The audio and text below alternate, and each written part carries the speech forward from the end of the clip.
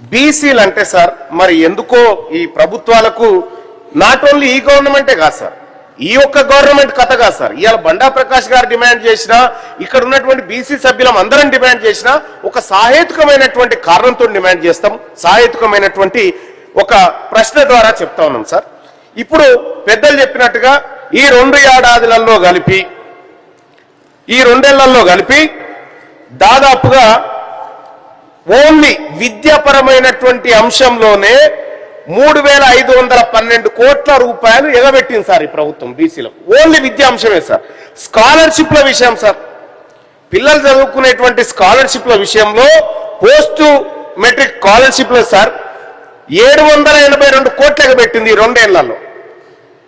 BC స్కాలర్షిప్ల విషయంలో sir మీరు supplementary ఉపన్యాసం ఇవ్వడానికి టైం ఇవ్వాలి సార్. నేను ఉపన్యాసాలు ఇవ్వాలనుకుంటే సార్ క్వశ్చన్ అడుగుతున్నా సార్.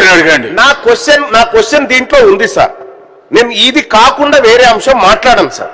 నేను కేవలం ఇక్కడికే వస్తాను సార్. దయచేసి మీరు పెద్ద మనసు చేసుకొని బలహీన వర్గాల గురించి ఒక అవకాశం ఏంటి సార్. సార్ ఇక్కడ 2014-15లో సార్ మాకు ఎందుకు కావాలి, ఈ ప్రభుత్వం ఎందుకు చేయాలి, మా డిమాండ్ను కూడా తమరి ద్వారా పెడతాం సార్. 2014-15లో సార్ తెలంగాణ రాష్ట్రం వచ్చిన తర్వాత 1316 కోట్లకు పెట్టిరు సార్ మాకు. ఆ తర్వాత 2015-16లో 1099 కోట్లు, 2018-19లో 2468 కోట్లు, ఇట్లా దాదాపు 8462 కోట్లు ఎగబెట్టిరు. కాబట్టి ఈ ప్రభుత్వము అధికారంలోకి వస్తే బీసీ సప్లాన్ తీసుకొస్తామనేటువంటి మాట చెప్పింది. కాబట్టి ఈ కళ్ళ ముంగట కనిపిస్తున్న సాక్ష్యాలన్నీ సభ ముందు పెడుతూ బీసీలకు సప్లాను అమలు చేసేటువంటి ఇష్టం ఉందా లేదా ఈ ప్రభుత్వానికి, లేకపోతే ప్రభుత్వం ఓపెన్ గా చెప్పేయచ్చు ఇది మీ ప్రభుత్వం కాదే, మీకు మేము నిధులు ఇవ్వదలుచుకోలేదనేటువంటి మాట క్లారిటీగా చెప్తే మేము మమ్మల్ని గెలిపించి ఇక్కడ తోలిచ్చిన ప్రజల కన్నా క్లియర్ గా చెప్తాం.